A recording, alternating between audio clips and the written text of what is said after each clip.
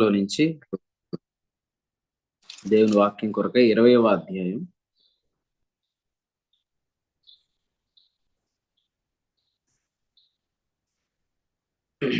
మొదటి వచనాన్ని చదువుదాం. అప్పుడు నయమాతీయుడైన జోఫరు ఈలాగున ప్రత్యుత్తరం ఇచ్చాను, అలాగున నీవు చెప్పినందుకు నా యందలి ఆతురత తగిన ప్రత్యుత్తరం సిద్ధపరిచున్నది.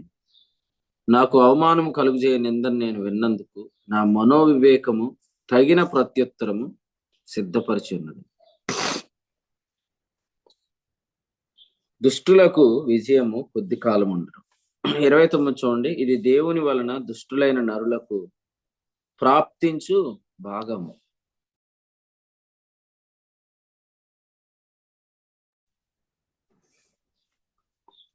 ఇరవై అధ్యాయంలో మనం ఈ ఉదయకాలం చదివిన వాక్యంలో ఈ జోఫరు యోబును దుష్టుడు అని ఎంచి మాట్లాడాడు. ఒక వ్యక్తిని మనం ఎలా ఎంచుతున్నామో ఆ వ్యక్తితో మనం అలాగే మాట్లాడతాం. హెబ్రీయులకు రాసిన పత్రికలో 12వ అధ్యాయంలో హెబ్రీయులకు రాసిన పత్రికలో 12వ అధ్యాయంలో 5, 6 వచనాల్లో కుమారులతో సంభాషించినట్లు మీతో సంభాషించు ఆయన హెచ్చరిక అన్నాడు. కుమారులతో సంభాషించున్నట్లు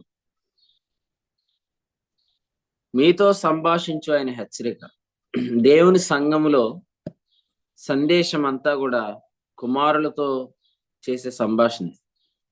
కారణం ఏంటంటే సంఘము అనగానే క్రీస్తు యేసునందు పరిశుద్ధపరచబడిన వారై పరిశుద్ధులుగా ఉండుటకు పిలువబడిన వారని కొరింథీయులకు రాసిన మొదటి పత్రిక 1వ అధ్యాయం 2వ వచనం నుండి మనం ఆల్రెడీ ధ్యానం చేసాం. కొలస్సీ 1:1 కూడా మనం చూస్తున్నాం. క్రీస్తునందు విశ్వాసులైన సహోదరులు లేదా పరిశుద్ధులు అనే మాట చూస్తాం. కాబట్టి సంఘములో పరిశుద్ధులు ఉన్నారు, సంఘములో ఉన్నవారు కుమారులు అని కుమారులతో సంభాషించినట్లు సంభాషించాలి. మనం ఎలా ఎంచుతున్నాం? అసలు ముఖ్యంగా పౌలు గారు రోమీయులకు రాసిన పత్రిక 6వ అధ్యాయం 11లో చెప్పినట్లుగా పాపం విషయమై మృతులుగాను దేవుని విషయమై క్రీస్తు యేసునందు సజీవులుగాను మిమ్మల్ని మీరే ఎంచుకోండి అని చెప్పినట్లుగా పౌలు అలా ఎంచాడు. కాబట్టి అపోస్తుడైన పౌలు పత్రికలన్నిటిలో కూడా పౌలు పరిశుద్ధులతో మాట్లాడుతున్నట్లే మాట్లాడాడు, కుమారులతో మాట్లాడుతున్నట్లే మాట్లాడాడు. తర్వాత అపోస్తుడైన పౌలు కొలస్సీ పత్రిక 3:3లో చెప్పినట్లుగా మీరు మృతి పొంది తిరిగి మీ జీవం క్రీస్తు కూడా పరమందు దాచబడి ఉన్నది. మనకు జీవమైన క్రీస్తు ప్రత్యక్షమైనప్పుడు మీరును ఆయనతో కూడా జీవమందు మహిమ యందు ప్రత్యక్షపరచబడుదురు అని చెప్పాడు. సో ఆయన ఎంచి మాట్లాడుతున్నాడు. మనం ఎలా ఎంచుతున్నాం? యోబును ఒక దుష్టుడిగా ఎంచి మాట్లాడుతున్నాడు ఇతడు, ఈ జోఫరు. చూడండి, మనము విశ్వాసులని ఏమని ఎంచుతున్నాం? సంఖ్యాకాండం 20వ అధ్యాయంలో పితరులను బట్టి ప్రియులు అని పిలువబడిన ఇశ్రాయేలీయులను ద్రోహులారా అని సంబోధించాడు. 20వ అధ్యాయంలో వచనం 10లో ద్రోహులారా వినుడి, పరిశుద్ధులను ప్రియులను కుమారులను ఆయన తన ఆత్మ ద్వారా కుమారులని సాక్ష్యం ఇస్తున్నాడు. రోమ 8:16. నీతిని గూర్చి సాక్ష్యం ఇస్తున్నాడు. యోహాను 16:11. ప్రియులని పిలుస్తున్నాడు. రోమాపత్రిక 1:1. కానీ అలా ఎంచకుండా వారితో మాట్లాడుతున్న వారు చాలా మంది ఉన్నారు. అసలు చాలా మందికి సంఘం అంటే అర్థమే తెలియదు, విశ్వాస పరిశుద్ధుడైన సంగతే తెలియదు. కానీ ఎవడైనా క్రీస్తునందు నీడలవాడు నూతన సృష్టి అని మాత్రం అంటారు. కానీ ఆ నూతన సృష్టి ఏంటంటే క్రీస్తునందు దేవుని నీతి అయి ఉన్నాడు అని మాత్రం నమ్మరు. కొరింథీ 2వ పత్రిక 5:17-21. ఇలా ఎంచని వారు వారితో సంభాషించేది ఎలా ఉంటుంది? ఉదాహరణకి అహశ్వరేష్ రాజు ఎదురుగుండానే ఎస్తేరు ఎదుట ఎస్తేరు ఎదుట హామాను మాట్లాడుతున్న విధానం, అతని యొక్క బాడీ లాంగ్వేజ్ గమనించి వెంటనే వీడిని తీసుకెళ్ళి ఊరేసామని చెప్పాడు. అంటే తన భార్య ఎడల ఒక పురుషుడు సరిగ్గా ప్రవర్తించకపోవటం ఆ సొంత పురుషుడు గమనించాడు. ఈరోజు మరి 127 సంస్థానాలకు చెందినవాడు కాదు ఆయన. మీరు చూడండి, నెబుకద్నెజర్ రాజుకి దేవుడు ఏమేమి అప్పగించాడు? భూ జంతువులు ఇచ్చాడు, ఆకాశ పక్షుల మీద అధికారం ఇచ్చాడు. దేని మీద అధికారం ఇవ్వలేదు నెబుకద్నెజర్కు? ఏమన్నా చెప్పాలంటే మా ఆనందాన్నే చెప్పాలి, ఎందుకంటే హిస్టోరియన్ ఆయన. అన్నా చిక్కాల ఆనందన్న ఆలెఫ్ గురించి బాగా చెప్పారు, వధించబడిన ఎద్దని భలే చెప్పారు. అక్కడి నుంచి తల శిరస్సు అనేది మాత్రం మీ సొంత అనుభవ జ్ఞానం చెప్పేశారు. మేము దానికి కూడా మీరు మాకు తల్లాంటి వాళ్ళు కాబట్టి మీకు ఎప్పుడు మేము గౌరవిస్తాం. మాకు ఈ నెబుకద్నెజర్ గొడవ తేల్చండి. నెబుకద్నెజర్కు దేవుడు దేని మీద అధికారం ఇవ్వలేదు, ఎవరు చెప్పినా పర్లేదు. ఎవరైనా చెప్తారా? దానియేలు గ్రంథం తీయండి, దానియేలు గ్రంథం.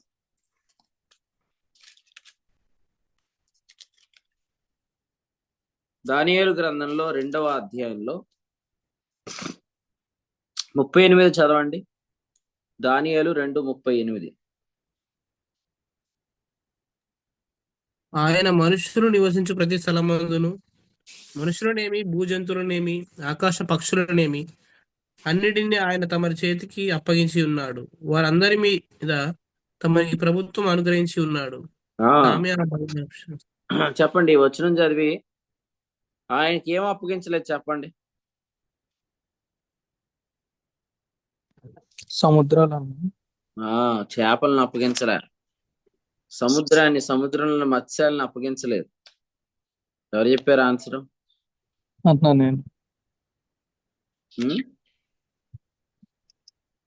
చెప్తా, వెరీ గుడ్. కానీ మరి మన ప్రభు అయిన యేసుక్రీస్తు ఏమన్నారు? నువ్వు సముద్రానికి వెళ్ళు,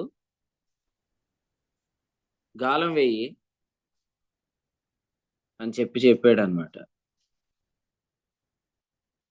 సముద్రంలో ప్రభు ఏం చెప్పాడు? లోతుగా పోనివ్వు, ఇప్పుడు వల వేయమన్నాడు.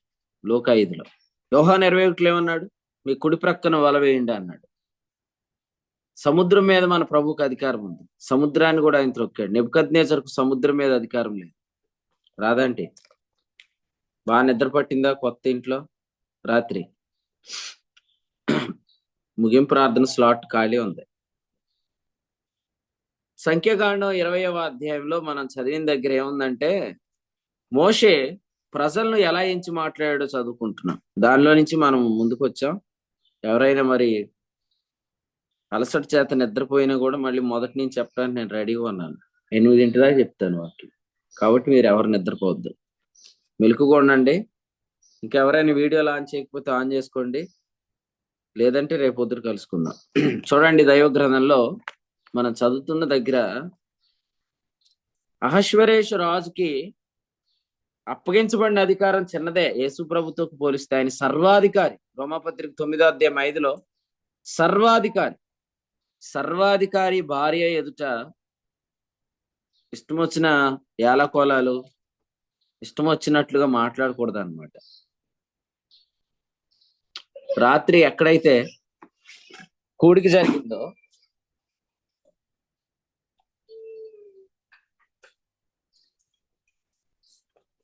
ఆ స్థలంలో ఇంతకుముందు మేము ఒక స్థలానికి వెళ్తుంటుండే ఒక ఆయన ఫోన్ చేసి అడిగాడు అనమాట, దేవుని సేవకులు రాజేష్ అని, మేము మీటింగ్స్ పెట్టుకుంటామండి ఆ గ్రౌండ్ లో అని. ఇంతకీ స్పీకర్ ఎవరు అనుకున్నారు? ఒకడు ఉన్నాడు అనమాట, పొట్టోడు, వాడి పేరు జోసెఫ్ అనమాట. ఆ పొట్టు జోసెఫ్ అనే వాడితో మీటింగ్లు పెట్టించారనమాట అక్కడ, అదే గ్రౌండ్ లో. ఇక అప్పుడు అనుకున్నా, ఈడు కానీ ఇక్కడికి వస్తే మాత్రం ఇక్కడ మనం మీటింగ్లు పెట్టకూడదని. ఎందుకంటే వాడంతా డబుల్ మీనింగ్స్ మాట్లాడతాడు అనమాట. అంటే అలాంటి వాళ్ళు చాలా మంది ఉన్నారు ఈరోజు. అయితే దేవునికి స్తోత్రం, రాత్రి నాకు తెలిసింది ఏంటంటే వాడు ఎప్పుడైతే వచ్చాడో వాడు వాక్యం చెప్పడం స్టార్ట్ చేసే కరెంట్ తీసేసారంట. 9:30 దాకా కరెంట్ కావాలని ఇవ్వలేదంట. ఇక వాడు సర్దుకొని వెళ్ళిపోయాడంట. రాత్రి తెలిసింది, ప్రభుకు స్తోత్రం చెప్పాను నేనైతే. అంటే ఈరోజు దేవుని జీవము గల దేవుని సంఘంలో యేసుక్రీస్తు యొక్క పెండ్లి భార్యగా ఎంచబడుతున్న, గొర్రెపిల్ల పెండ్లి భార్యగా ఎంచబడుతున్న సంఘంలో ఇష్టం వచ్చినట్లుగా మాట్లాడుతున్న వారు చాలా మంది ఉన్నారు. వంకర మాటలు అన్నాడు కదా అపోస్తల కార్యాలు 20వ అధ్యాయంలో, వంకర మాటలు పలికేవారు చాలా మంది ఉన్నారు. కొంతమంది వాక్చాతుర్యంతో మోసం చేస్తుంటుంటే, కొంతమంది వంకర మాటలతో అమర్యాదగా ప్రవర్తిస్తూ ఉన్నారు. అందుచేత ముందు అసలు ఫస్ట్ ఈ సంఘము అనేవారు ఎవరు అని మనం ఎంచి మాట్లాడాలి. యోబును దుష్టుడని ఎంచాడు కాబట్టి ఈయన సంభాషణ అంతా అలాగే వెళ్ళిపోయింది మొత్తం. ఇంకా మనం ఆలోచన చేస్తే ఈ అధ్యాయంలో కొన్ని సంగతులు ఉన్నాయి, ధ్యానం చేద్దాం. క్రీస్తునందు విశ్వాసులను మనం ఏమని ఎంచుతున్నాం? క్రీస్తునందు విశ్వాసులు దేవునికి ప్రియమైన వారు. నిన్న వర్తమానంలో ఆయన మీద ఆత్మ నిలిచాను అనే మాట దగ్గర ఆయన అంటే బలిపీఠం అని ధ్యానం చేశాం. అకాంప్లిష్డ్ వర్క్, ఫినిష్డ్ వర్క్, ముగించబడిన పని మీద నిలబడిన పరిశుద్ధాత్మ అని ధ్యానం చేశాం. ప్రతి విశ్వాసిలో పరిశుద్ధాత్మ ఉన్నాడు. అతడు ఒక మంచిగా పాట పాడినా ఉంటాడు, పాడకపోయినా ఉంటాడు. వాక్యం చదివినా ఉంటాడు, చదవకపోయినా ఉంటాడు.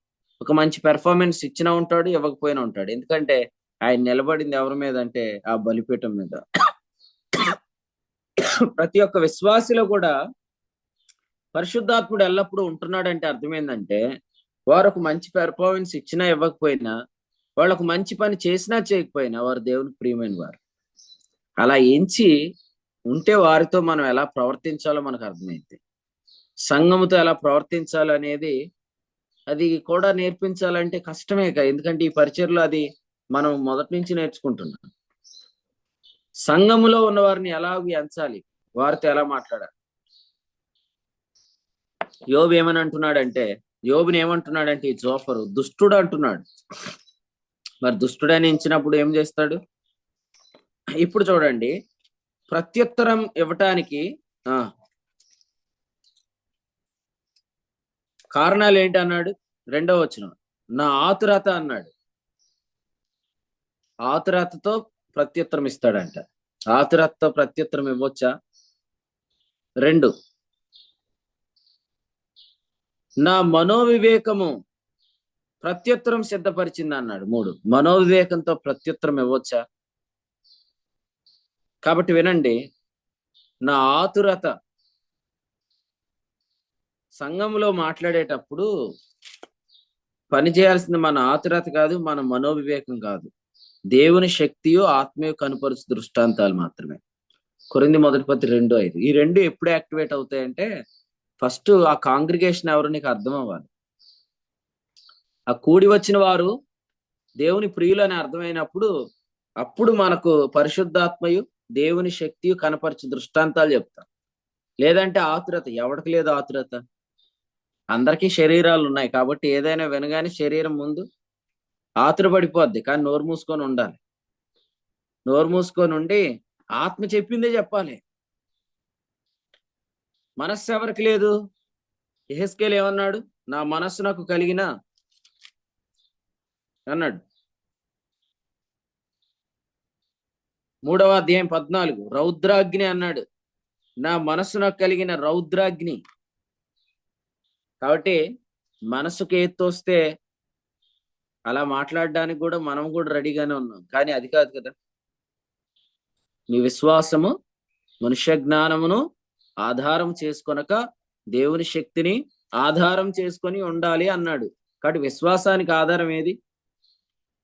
క్రైస్తవ విశ్వాసానికి ఆధారం ఏదంటే దేవుని శక్తి కనపరచు దృష్టాంతాలే. మనుష్య జ్ఞానం కాదు. మనుష్య జ్ఞానం నేర్పు మాటలతో కాదు, ఆత్మ నేర్పు మాటలు అన్నాడు. విశ్వాసులు ఫైనల్ గా వారి నాలుకలో ఆత్మ నేర్పు మాటలతో సాగిపోవాలి, నిత్యజీవ మాటలతో సాగిపోవాలి. ఆ మాటలు వారికి దొరకాలంటే మనం ఆత్మ కనపరచు దృష్టాంతాలు మాత్రమే వినియోగించాలి.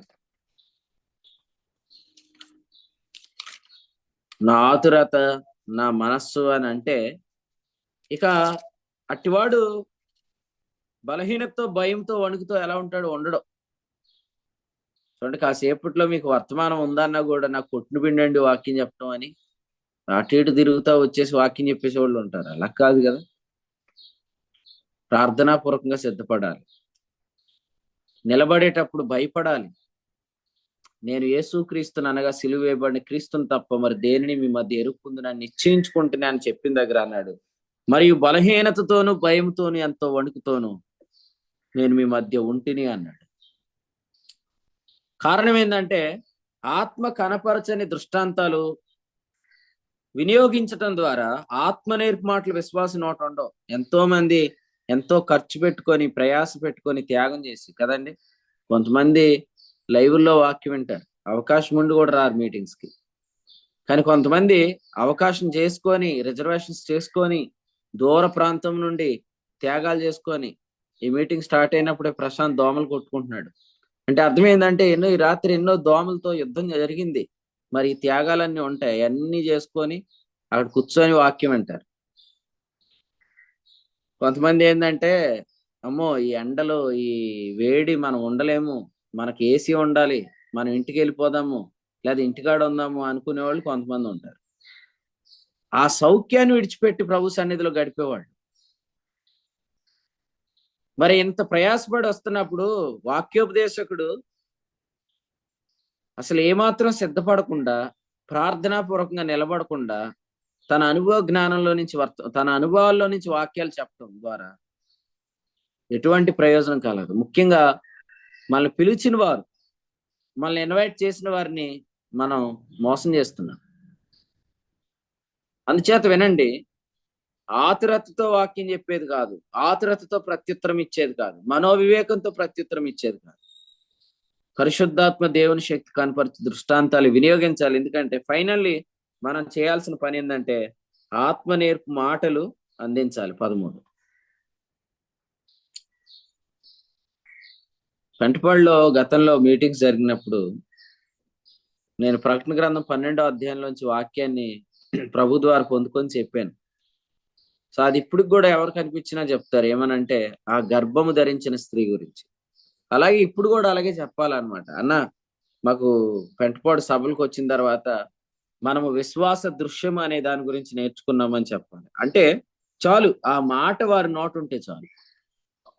ఆత్మ నేర్పు మాటలు రావాలంటే ఆత్మ కనపరచు దృష్టాంతాలు మాత్రం వినియోగించాలి. దానికి ఖచ్చితంగా భయం ఉండాలి.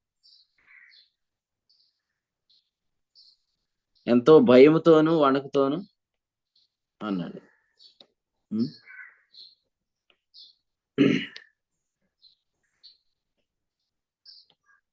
అన్నా జాకబ్ గారు వచ్చాడా? వచ్చారండి. ఏడి కనిపించలేదు నాకు. వచ్చారండి.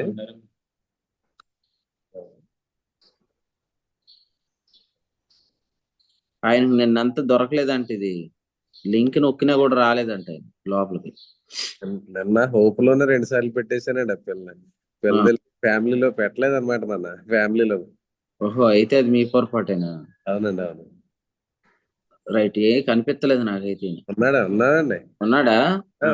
ఉన్నాను అనే పేరు కలిగినోడు ఉన్నానని చెప్పడండి, మైక్ ఆన్ చేసుకొని. ఉన్నాడు ఈయన, వీడియో ఆన్ చేసుకోలేదు ఈయన. సరే, ఈయన జాకబ్ గారు అంటే మా మావయ్య అన్నమాట. మోషే మామ పేరేంటి? ఇత్రో కదా. ఇత్రో ఏమంటాడంటే రోజు వారి అల్లుడితో నేను వెళ్ళిపోతున్నాను అంటాడు అనమాట. అప్పుడు మోషే మామయ్య ఏమంటాడంటే, మోషే తన మామయ్యతో ఏమంటాడంటే, ఈ స్థలాలన్నీ నీకు తెలుసు కదా మామయ్య, నువ్వు ఉండు, మేము దిగవలసిన స్థలం నీకు తెలుసు కాబట్టి మాకు గైడెన్స్ ఇవ్వమని అడుగుతాడు వాళ్ళ మామయ్య. అలా ఓ రోజు ఈ జాకబ్ గారు ఏమన్నాడంటే, నాకు కాకినాడ కొట్టిన పిండి అన్నాడు అనమాట. ఎందుకన్నాడంటే ఆ మాట, మా చెల్లిని ఈ తన పీజీ చేసింది అనమాట హెప్సిబా, తన ఎగ్జామ్ కొరగానే తీసుకెళ్ళాను కాకినాడ. అప్పుడు నాకు ఆ కాకినాడ గురించి పెద్దగా ఐడియా లేక ఈయన కొట్టిన పిండి అన్నాడు. మేము వెళ్ళిపోయాం, అక్కడ మొత్తం ఈ వెరిఫికేషన్ అన్ని అయిపోయింది, ఈయన రాలేదు. ఆఖరికి మొత్తం అంతా అయిపోయి బయటకు వచ్చినప్పుడు వచ్చాడండి. ఎందుకు ఇంత లేటుగా వచ్చావంటే, నేను కాకినాడలో ఇది ఎక్కడుందని ఎత్తుక్కుంటున్నాను అన్నాడు. మరి కాకినాడ కొట్టిన పిండి అన్నావు కదా అన్నాడు. ఇప్పుడు చూడండి, మరి మీకు ఎవరికైనా అంటే, మరి కాకినాడలో ఇప్పుడు మనకి 3 స్థలాల్లో పరిచర్య ఉంది. ఒక చోట పేతురు అన్న, ఒక చోట సందీప్ అన్న, ఒక చోట కృపానిధి గారు సేవ చేస్తున్నారు. కాబట్టి ఇప్పుడు మీకు ఎవరికైనా స్థలాలు ఎక్కడైనా పరిచర్యకి మీరు లేకపోతే ఎక్కడికి వెళ్ళాలో తెలియకపోతే, మా కొట్టినపిండి ఉన్నాడు, ఈ రోజు పెంటపాడు వస్తాడు, మీరు ఖచ్చితంగా ఆయన సంప్రదించమని సేవకులకు తెలియజేస్తున్నాను. కాబట్టి మీరు చూడండి, ఇక్కడ చాలా మందికి జ్ఞానం ఉందన్నమాట. ఏంటంటే ఎక్స్పీరియన్స్డ్ నాలెడ్జ్ అన్నమాట. దానిలో నుంచి చెప్పేస్తారు. కొంతమందికి వాక్యం కొట్టిన పిండి అనమాట. అందుకని వాళ్ళు అసలు మీరు ఏ టైంలో వాక్యం ఇవ్వండి నేను చెప్పేస్తాను అంటారు అనమాట. అంటే వాళ్ళకి తర్వాత మనల్ని ఎలా కొడతారో మనం అర్థం చేసుకోవాలి. కానీ అది కాదు అపోస్తుడైన పౌలు విధానం. పౌలు నిలబడినప్పుడు ఆయన ఆత్మ కనపరిచి దృష్టాంతాలే చెప్పాడు. అందుచేత విన్నవారందరికీ ఆత్మ నేర్పు మాటలు అందించాడు. ఆత్మ నేర్పు మాటలతో ప్రజలు తిరిగి వెళ్ళిపోవాలి. వారు అయ్యే మాటలు పలుకుతూ వెళ్ళిపోవాలి. ఎందుకంటే ఫైనల్లీ ఆ మాట ద్వారానే వారిలో మార్పు కలుగుతుంది. ఈరోజు ఎంతో మంది మీటింగ్స్కి వస్తున్నారు, ఎప్పుడు చూసినా అదేలా ఉంటున్నారు. నిన్న కొంతమంది చాలా సిగ్గుపడటం నేను చూశాను పెంటపాడులో. ఎందుకు తెలుసా? గత 10 సంవత్సరాల క్రితం, 7 సంవత్సరాల క్రితం నుంచి సభలు జరుగుతున్నాయి. కొందరు ఏ పరిస్థితిలో ఉన్నారో అదే స్థితిలో ఉండిపోయారు. వాళ్ళు మాకు అన్నీ తెలుసు అనే భ్రమలో ఉన్నారు. కానీ నేర్చుకుంటే కలిగే ప్రయోజనం ఏంటో, విశ్వాసంలో అభివృద్ధి చెందటం అంటే ఏంటో ప్రాక్టికల్ గా వారి ముందు మేము కనపడ్డాం. మేమే కాదు, దేవుని సేవకుడు రాజేష్ అని కనపడ్డాడు. కాబట్టి చాలా మంది సిగ్గుపడిపోయారండి.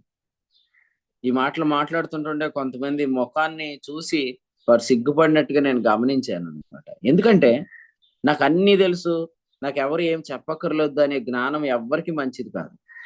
మనం అందరం కూడా నేర్చుకోవాలి, అభివృద్ధి చెందాలి.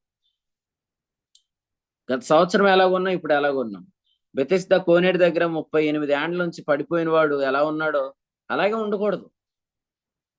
అదే స్థితిలో ఉండటం చూచే కదా ప్రభు వాడి మీద కనికరపడ్డాడు. అటు జబ్బును చూసి కాదు ప్రభు కనికరపడింది. ఎన్ని సంవత్సరాలు అయినా వీడు ఇక్కడే ఉంటున్నాడు అని కనికరపడ్డాడు. ఆ పరిస్థితి మనకు రాకూడదండి. ఈ రోజు ఆ పరిస్థితి సంఘాల్లో ఉంది. ఎందుకున్నాయంటే వాళ్ళ మాటలు మారలేదు. ఇప్పటికి చూడండి, ఎప్పుడు మాట్లాడే మాటలే మాట్లాడుతున్నారు. ఎందుకంటే వాళ్ళు ఆత్మ కనపరచు దృష్టాంతాలు చూడట్లేదు. ఆ దృష్టాంతాలు వారు చూడనంతకాలం వారి మాటలు మారు. కొంతమందితో కొంచెం జాగ్రత్తగా ఉండాలి. మీ అందరికీ చెప్తున్నాను, చాలా రోజులు అయింది కదా అని మీరు మాట ఇసిరారంటే తీసుకోరాడు. వాళ్ళు అప్పుడు కూడా మిమ్మల్ని మీ మీద అటాక్ చేస్తారు. మీరేమనుకుంటారంటే చాలా కాలం నుంచి ఉన్నాడు కదా, ఏం చెప్పినా వింటాడులే అని అనుకోకండి. ఫీల్ అవుతాడు, తిరిగి మీ మీదకి వస్తాడు అనమాట. అందుచేత ఎందుకంటే ఎవరిలో మార్పు వస్తుందో లేదో గమనించుకుంటూ మాట్లాడాలి. నా ఆతురత కాదు, నా మనోవివేకం కాదు. పౌలుకి శరీరం ఉంది, పౌలుకి మనసు ఉంది, కానీ పౌలు ఆత్మ మాత్రమే పరిచర్య చేస్తుంది. పౌలు తన ఆత్మ ద్వారా దేవుడు తనకు అనుగ్రహించిన పరిశుద్ధాత్మ ద్వారా పనిచేస్తున్నాడు తన ఆతురతతో. ఎందుకంటే యాకోబు ఏం చెప్పాడు? మత్సరమును సహింపనలవి గాని మత్సరమును వివాదమును ఉంచుకున్న వారైతే సత్యమునకు విరోధముగా అబద్ధమాడవద్దు అన్నాడు యాకోబు 3:14. మాత్రమే కాదు, మొదటి అధ్యాయంలో ఏమన్నాడు? విర్రవీగుచున్న దుష్టత్వం కల్మషం మాని మాట్లాడాలన్నాడు. అవన్నీ కంట్రోల్ చేసుకొని స్పిరిట్ ఏం చెప్తున్నాడో అది చెప్పాలి. కొంతమంది చాలా కంట్రోల్ చేసుకొని బ్లాస్ట్ అయిపోతారు. చాలా కంట్రోల్ చేసుకుంటారు బ్లాస్ట్ అయిపోతారు. అలా అవ్వకూడదు. ఎందుకు అవ్వకూడదంటే ఇవి మాట్లాడటం ద్వారా యాకోబు పత్రిక 3వ అధ్యాయంలో చెప్పాడు కదా, ప్రకృతి చక్రమునకు చిచ్చు పెట్టిన వారం అవుతాం. 3వ అధ్యాయం 6వ వచనం. చాలా జాగ్రత్తగా కొన్ని విషయాలు డీల్ చేయాలి. ఎందుకంటే మన నోటొచ్చిన మాట చుట్టూ తిరిగే వాళ్ళు చాలా మంది ఉంటారు. వాళ్ళు ఎన్ని చేసినా, వాళ్ళు ఎంత ద్రోహం చేసినా, వాళ్ళు ఎంత నష్టం చేసినా అది ఇక వారికి కనపడదు. మనం ఏం చెప్పామో దాని చుట్టే తిరుగుతారు. సో అలా జరగకూడదంటే మనం ఏం చేయాలా? దేవుని శక్తి చేత కాపాడబడాలంటాడు పేతురు, భక్తి చేత కాపాడబడాలంటాడు యాకోబు. అది భక్తి అన్న శక్తి అన్న ఒకటి. ఎందుకంటే దైవ భక్తి దైవ శక్తితో కూడింది, శక్తి లేనిది భక్తే కాదంటాడు. కాబట్టి భక్తి కలిగిన వారు నాలుకలు కంట్రోల్లో ఉంటాయి, శక్తి గల వారి శరీరాలు కంట్రోల్లో ఉంటాయి. శరీరం అన్న నాలుకన్న ఒకటే. కాబట్టి నీకు నిజంగా భక్తి ఉంటే ఏది పడితే అది మాట్లాడద్దు, హృదయమును మోసపరుచుకోవద్దు. ఎదుటి వ్యక్తి గురించి మీరు ఏం మాట్లాడారో అనేది అది ఎప్పటికీ ఉండిపోతుంది. So control your tongue and control your flesh. మీ దైవ శక్తి చేత మీ శరీరాలు స్వాధీనంలో ఉంచుకోండి, దైవ భక్తి చేత మీ నాలుకలు స్వాధీనంలో ఉంచుకోండి. ఆత్మకు అవకాశం ఇవ్వండి, ఆత్మను మాట్లాడినివ్వండి. అది క్షేమాభివృద్ధి కలుగు చేస్తుంది. ఎదుటి వ్యక్తి క్షేమాభివృద్ధి కలుగు చేయడానికే మాట్లాడమన్నాడు, లేకపోతే నోరు మూసుకొని ఉంది. ఏం చేద్దాం మరి? ఎఫెసీ 4:29 ప్రకారం వినువారికి మేలు కలుగునట్లు అవసరమును బట్టి అనుకూల వచనమే పలుకుడు గాని దుర్భాష ఏదైనా మీ నోట రానీయకుడి అన్నాడు. మీకు ఇలా చెప్తాను, మీకు ఎప్పుడైనా బాగా భారంగా వేదనగా ఉన్నప్పుడు ఒకసారి సిలువ వైపు చూడండి. మన ఆ భారం కూడా ప్రభు భరించేశాడు. కాబట్టి ఆ భారాన్ని తీసేసి పౌలు కలిగిన భారంతో, సువార్త భారంతో పరిచయం చేద్దాం. ఎందుకంటే కొంతమందిని చూస్తే మనం తట్టుకోలేం. అయినా కూడా ఆ బండ కొట్టబడింది అని వివేచిస్తే, భారాలన్నీ దాని మీద పడ్డాయని వివేచిస్తే ఆ బండతో మనం సరిగ్గా మాట్లాడతాం. లేదంటే ఆ ఫ్రస్ట్రేషన్, ఆ ఆతురతను, మనోవివేకాన్ని బట్టి మనము అననుకూల పదాలు వాడేస్తాం అన్నమాట. దీనివల్ల మరి మన వల్ల నష్టం కూడా జరుగుతుంది. కొన్నిసార్లు చూడండి, స్కూల్లో ఒరే మాట్లాడకండి, సైలెంట్ గా ఉండండి, సైలెంట్ గా ఉండండి, సైలెంట్ గా ఉండండి అని అంటారు కదా. ఇంతగా అక్కడ వైలెన్స్ చేస్తుంది ఎవరు?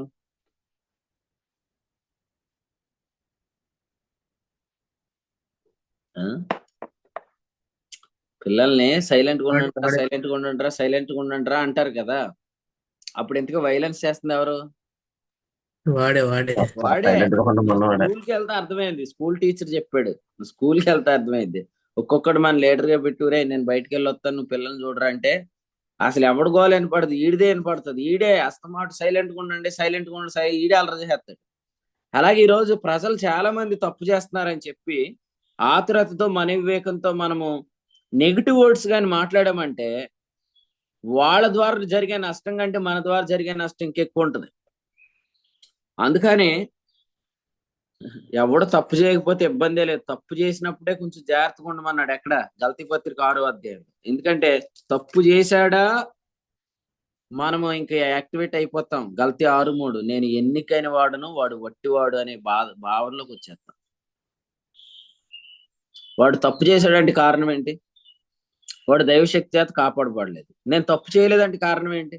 నేను దేవుని శక్తి చేత కాపాడబడ్డాను. అలా చెప్పరు కొంతమంది. మా ఇంట వంట లేదంట. అంటే ఇప్పుడు నువ్వు ఇంటికి వారసుడువా, దేవునికి వారసుడువా? యేసు ప్రభు నామాన్ని అడుగుతున్నాము, తండ్రి అని మొరపెట్టేది ఆ తండ్రికి అయితే తప్పు చేయకుండా ఉండటానికి కారణం ఎవరు? ఆ ఇంటి వారసత్వం కదా. కానీ మన ఇంటి గురించి చెప్పుకుంటాం, మా నాన్న ఎప్పుడు తప్పు చేయలేదు, మా తాత చేయలేదు, మా ఇంట వంట లేదు, సంఘం పాడు చేయటం అంటారు. సో ఆలోచన చేయండి. అంటే దీని అర్థం ఏంటంటే ఈ విషయంలో మేము ఎన్నికైన వారం, ఈ విషయంలో మేము ఎప్పుడు తప్పిపోవలేదు అనుకుంటారు. అలా ఎవ్వరికీ లేదు. కాబట్టి ఎదుటి వ్యక్తి తప్పు చేస్తున్నాడు అని చెప్పి నాలుగుకి వచ్చినట్లు మనం మాట్లాడితే మనం తప్పే చేస్తున్నాం. కాబట్టి తెగిపోయేదాకా సాగదీయకూడదు అన్నట్టు ఈ విషయాలు చాలా జాగ్రత్తగా మనం దైవశక్తి చేత అదుపు చేసుకోవాలి. లేదంటే మనం మాట్లాడింది ఎక్కువ తీవ్రమైన నష్టాన్ని కలిగిస్తుంది అనమాట. ఇప్పుడు మీరు చెప్పండి, యోబును దుష్టుడని ఎంచి మాట్లాడారు, యోబు దుష్టుడా? కాబట్టి కంప్లీట్ మెసేజ్ అంతా రాంగే. ఈయన మాట్లాడిన, జోఫర్ మాట్లాడిన పదాలన్నీ రాంగ్. అవి ఎంత మంచిగా ఉండొచ్చు కానీ అవన్నీ తెచ్చి యోబుకి అతికించడం మంచిది కాదు. అలాగే మనం కూడా ఎలా మాట్లాడుతున్నాం అనేది దైవ శక్తి చేత మన శరీరాలు అదుపులో ఉంటున్నాయా లేదా? భక్తి చేత మన నాలుకలు అదుపులో ఉంటున్నాయి లేదా? ఆత్మ మాట్లాడేదే మాట్లాడాలి. ప్రదీప్ అన్న ప్రార్థన చేయట్లేదు కదా? ఓకే. అంటే ఆల్రెడీ 2 పేర్లు రాశాను, మరి మళ్ళీ 3 ప్రార్థన చేస్తే 8 అయిపోద్ది. అందుకని ఎందుకంటే జకరియా గారు లాంటి వాళ్ళు ఒక్కరున్న చాలు ముగింపు ప్రార్థనకి. ఇది తర్వాత వాళ్ళకి 8 అయిపోయింది. కాబట్టి వినండి ప్రియులారా, ఆతురత మాట్లాడొద్దు, మనోవివేకం మాట్లాడొద్దు. ఏది మాట్లాడాలి? పరిశుద్ధాత్మయు దేవుని శక్తి. ఎందుకంటే ఫైనల్లీ మనము వచ్చిన వారికి అందించవలసినవి ఆత్మ నేర్పు మాటలే. వాటినే వారు మాట్లాడుకుంటూ వెళ్ళాలి అనేది మన హృదయంలో ఉండాలన్నమాట. యోబు గ్రంథం 20వ అధ్యాయంలో మనం చదివిన భాగంలో 29వ వచనం మనం చూస్తున్నాం చూడండి. ఇది దేవుని వలన దుష్టులైన నరులకు ప్రాప్తించు భాగము, దేవుని వలన వారికి నియమింపబడిన స్వాస్థ్యము ఇదే. ఈయన చేసిన ప్రసంగం అంతా ఇప్పుడు ఏమంటున్నాడంటే ఇది దుష్టుల స్వాస్థ్యము అంటున్నాడు అనమాట. అంటే పైనుంచి చెప్పిందంతా కూడా ఇప్పుడు యోబుకి ఏం చేస్తున్నాడు? ఇది నీ స్వాస్థ్యమని రాసిచ్చేస్తున్నాడు. ఇది నీ ఆస్తి భాగము అని అంటున్నాడు, లేకపోతే ఇది నీకు ప్రాప్తించు భాగం అని చెప్తున్నాడు. మీరు చూడండి, ఎప్పుడైతే దేవుని పిల్లలని ఎంచి పరిశుద్ధాత్మ మాట్లాడుతున్నాడో అప్పుడు వారి భాగం ఏంటని చెప్తున్నాడు. యోహాను సువార్త 16వ అధ్యాయం 11లో విశ్వాసం నీతిని గురించి చొప్పింపు చేశాక ఏం చేస్తున్నాడు? 13వ వచనంలో 16వ అధ్యాయం యోహాను సువార్తలో సర్వ సత్యంలోనికి వారిని తీసుకొని వెళ్తున్నాడు. వారి స్వాస్థ్యం ఏంటో వారికి చూపిస్తున్నాడు, వారికి బయలుపరుస్తున్నాడు. ఈరోజు యెహోషువ లాంటి నాయకుల్ని దేవుడు లేపి వారికి ఇచ్చింది ఏంటంటే వారి భాగాన్ని వారికి చూపించండి, వారి స్వాస్థ్యాన్ని వారికి చూపించండి అని చెప్తున్నాడు. But so many leaders are failing to showing the inheritance of the believers అన్నమాట. విశ్వాసుల యొక్క భాగాన్ని విశ్వాసులకు చూపించలేని నాయకులు తయారయ్యారు. కారణం ఏంటంటే అసలు విశ్వాసులను వారు పరిశుద్ధులని ఎంచకపోవటం ద్వారా. మనకు దేవుడు అప్పగించిన నాయకత్వం ఏంటంటే ఎవరి భాగాలు వారికి చూపించటం, ఎవరికి రావాల్సిన స్వాస్థ్యం వాట వారికి మనం తెలియపరచడం అన్నమాట. బెన్యామీనీయులారా, ఇదిగో మీరు ఇక్కడ నివసించండి. యోదావారులారా మీరు ఇక్కడ నివసించండి. ఎఫ్రాయిమీయులారా మీరు ఇక్కడ నివసించండి. మనష్య అర్ధగోత్రపు వారులారా మీరు ఇక్కడ ఉండండి అని యెహోషువ వారికి స్వాస్థ్యాన్ని పంచిపెట్టి ఇచ్చాడు. ఈరోజు దేవుని పిల్లల కొరకు దేవుడు సిద్ధపరిచిన వాటిని మనం తెలియపరచలేని నాయకులమా? కొరింథీయులకు రాసిన 1వ పత్రిక 2వ అధ్యాయంలో మాట్లాడుతున్నాడు. దేవుడు తన్ను ప్రేమించు వారి కొరకు సిద్ధపరిచినవి ఆత్మ వలన బయలుపరచబడాలంటున్నాడు 10వ వచనంలో. మరి బయలుపరచబడుతున్నాయా?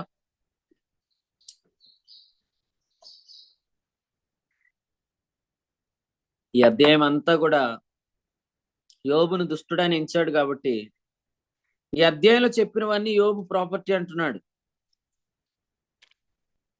అవునా? యోబు గ్రంథంలో ఒక వచనం చదవండి, 20వ అధ్యాయంలో. ఈయన ఏమంటాడంటే 25వ వచనంలో అది దేహమును చీల్చి వారి శరీరంలో నుండి వచ్చును, అది బయట తీయగా వారి శరీరంలోండి పైత్యపు తిత్తి వచ్చును, మరణ భయం వారి మీదకి వచ్చును, వారి ధననీధుల అంధకార పూర్ణములగును, ఓదనక్కర్లేని అగ్ని వారిని మృంగివేయును, వారి గుడారంలో మిగిలిన దాన్ని అది కాల్చివేయును, ఆకాశం వారి దోషమును బయలుపరచును, భూమి వారి మీదకి లేచును. ఇవన్నీ ఏమని చెప్తున్నాడు? ఇదే నీ ఆస్తి అంటున్నాడు, ఇదే నీ భాగం అంటున్నాడు, ఇదే నీ స్వాస్థ్యం అంటున్నాడు. ఎలాగో విశ్వాసుల యొక్క స్వాస్థ్యాన్ని ఎలాగో వివరించేవారు కూడా ఉన్నారు. మీ నాన్న ఎందుకు చచ్చిపోయాడు, మీ అమ్మ ఎందుకు చచ్చిపోయింది, అది ఎందుకు జరిగింది, ఇది ఎందుకు జరిగింది అని ఇవన్నీ ఎలాగ వివరించేవారు చాలా మంది ఉంటారు. క్రైస్తవులు ఎంత బ్లాక్మెయిల్ చేస్తారంటే డైరెక్ట్ గా తిట్టేవాళ్ళు లోకస్తులు అయితే క్రైస్తవులు విత్ రిఫరెన్స్లతో దూషిస్తారనమాట. అంటే మనల్ని డైరెక్ట్ గా తిట్టడానికి వాళ్ళు స్టోరీ ప్రిపేర్ చేసుకొని దానికి రిఫరెన్స్లు ఏరుకొని వచ్చి బ్లాక్మెయిల్ చేస్తారు. సో అంత దాడి జరుగుతుంది ఈరోజు. కాబట్టి ఒక్కొక్కసారి కొంతమంది మానేయటానికి కూడా కారణం ఏంటంటే వారి మీద జరుగుతున్న అటాక్ అన్నమాట. ఇది వారు తట్టుకోలేకపోతున్నారు. కానీ మీరు వినండి, అపోస్తుడైన పౌలు ఏం చెప్పాడంటే, దేవుడు తను ప్రేమించు వారి కొరకు సిద్ధపరిచినవి ఆత్మ వలన బయలుపరచబడాలి. ఒక్కొక్కళ్ళు వస్తున్నప్పుడు మనం చేయాల్సిన పని ఏంటిరా తమ్ముడు, నువ్వు ఇట్రా, ఇదిగో క్రీస్తునందు నీ కొరకు ఇది సిద్ధపరచబడింది, చూసావా, ఇది నీదే అని చెప్పాలి. చెల్లిరా ఇట్లా, క్రీస్తునందు సిద్ధపరచబడింది, ఇదిగో ఇది నీదే అని చెప్పాలి. వారి స్వాస్థ్యం వారికి చూపించాలి. యెహోషువకు దేవుడు అప్పగించిన నాయకత్వం ఇదే. యెహోషువ వారి స్వాస్థ్యాన్ని వారికి పంచిపెట్టాడు. ఒక చోట అన్నాడు, ఇంకా చాలా విస్తారమైన దేశం ఉంది, ఇంకా పంచిపెట్టవలసింది చాలా ఉందని చెప్పాడు అన్నమాట. ఈ రోజు కూడా అంతే, ఇంకా మీరు స్వాధీనపరచుకోవాల్సింది చాలా ఉంది. ఇప్పుడు నేను ఒక ప్రశ్న అడుగుతాను మిమ్మల్ని, శరీర కార్యం చేయవారు ఏం స్వతంత్రించుకోలేరు? దేవుని రాజ్యం. దేవుని రాజ్యం. శరీర కార్యాలు స్పష్టమైనవి ఏంటి? మొదటి 3 చెప్పండి. శరీర కార్యములు స్పష్టమై ఉన్నవి, అందులో మొదటి 3 చెప్పండి. జారత్వము, కాముకత్వము, అపవిత్రత. జారత్వము, అపవిత్రత, కాముకత్వం, అంతేనా? 3 కదా. ఇప్పుడు చెప్పండి, ఈ పరిచర్య మూలంగా ఆ 3 జయించారా లేదా? ఈ పరిచర్య మూలంగా ఆ 3 జయించారంటే లేదు. ఈ పరిచర్య మూలంగా ఇంకా ఇక్కడ చెప్పిన అసూయ జయించారా? దేవుని స్తోత్రం. కలహం జయించారా? దేవుని స్తోత్రం. మత్తతులు జయించారా? విమతములు జయించారా? భేదములు జయించారా? ఇవన్నీ జయించగలుగుతున్నారంటే మీరు స్వాధీనం చేసుకుంటున్నారని అర్థం. ఇప్పటికీ కొన్ని మినిస్ట్రీలో జారత్వం ఎలా జయించాలో కూడా అక్కడ అందించబడలేదంటే ఇంకా వాళ్ళు అట్లీస్ట్ వాళ్ళ ల్యాండ్ లోకి వెళ్ళలేదు. ఇంకా ఆ ల్యాండ్ ని స్వతంత్రించుకోవడం ఇంకా జరగట్లేదు. అర్థమైంది మీకు? ఇంకా విస్తార దేశం చాలా ఉందన్నాడు యెహోషువ గ్రంథంలో. ఇంకా స్వాధీనపరచుకోవాల్సింది చాలా ఉందన్నాడు. ఎరుకోను జయిస్తే సరిపోదుగా, హాయిని జయిస్తే సరిపోదుగా, గిబియోన్ను జయించాలి కదా, యెరూషలేమును జయించాక యెరూషలేము యెబూసీయుల ప్రాంతంగా ఎంచబడుతున్న అక్కడి నుంచి యెబూసీయులను వెళ్ళగొట్టాలి కదా. సో ఇంకా విస్తారమైన దేశాన్ని స్వాధీనం చేసుకోవాలి. అసలు కొన్ని మినిస్ట్రీస్ లో జారత్వమే జయించలేకపోతున్నారు. వాళ్ళకి దేవుని రాజ్యాన్ని ఎప్పుడు స్వతంత్రించుకుంటారు? సో మనము ఇప్పుడు చేస్తున్న పని ఏంటంటే, మన పొసెషన్ ని మనం పొజెస్ చేస్తున్నాం, మన యొక్క స్వాస్థ్యాన్ని మనము స్వాధీనం చేసుకుంటున్నాం. ఇప్పుడు మీరు కాల్ పెట్టారంటే ఆ ల్యాండ్ అంతా మీదని అర్థం. మరి తిరగొద్దు, అందులో సంచరించరా? కాల్ ఎట్టారంటే మీదని చెప్పాడంటే అర్థం ఏంటి? దానిలో సంచరించి దాన్ని స్వాధీనం చేసుకోవాలి. మీరు కాల్ పెట్టి కూర్చుంటే సరిపోద్దా? దానిలో సంచరించాలి. సంచరించాలంటే నాయకుడు మీకు చూపించాలి, ఇదిగో ఈ సందు ఉంది కదా, ఈ మూల ఉంది కదా, ఇదిగో ఇది. వైఎస్ రాజశేఖర రెడ్డి గారు అంటే అర్థం ఏంటంటే సంధింటి వారు అని అంటారు. సంధింటి వారు అంటే సందులో ఇల్లు అని అర్థం. సంధింటి రాజశేఖర రెడ్డి, సంధింటి అంటారు అన్నమాట. సందులో ఇల్లు. ఎన్నో సందులు ఉన్నాయి. యెహెజ్కేలు గ్రంథంలో చూపించాడు కదా, ఆ ప్రాకారములో ఉన్న సందు నాకు కనబడిన అంటాడు. ఆ సందులో గుండా ప్రభు నన్ను తీసుకెళ్ళాడు అంటాడు. అక్కడ ఉన్న విగ్రహం చూపించాడు అంటాడు. కాబట్టి సందులు ఉన్నాయి. ఇందులో చాలా సందుల్లోనికి ప్రభు తీసుకెళ్ళాలి. మనం చూసిన సిటీ అది ఇంకా లోతుకు చాలా ఉంది. అది ఇంకా విప్పబడని ఎన్నో లోతులు ఉన్నాయి మనకి. మరి ఆయన తీసుకెళ్ళాలి. ఆయన తీసుకెళ్ళటానికి మనకు రెడీగా ఉన్నాడు. మీరు కూడా చూడడానికి రెడీగా ఉండండి. ఎందుకంటే చూసిందల్లా ఒక దృశ్యం అయితే ఆ దృశ్యంలోనికి ప్రభు మిమ్మల్ని మారుస్తాడు.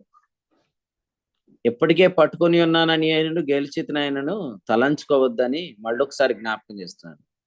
దేవుని రాజ్యాన్ని స్వతంత్రించుకోవాలి. అట్లీస్ట్ అసలే ఈ పాపాలే జయించలేని మినిస్ట్రీస్ లో చాలా మంది ఉన్నారు.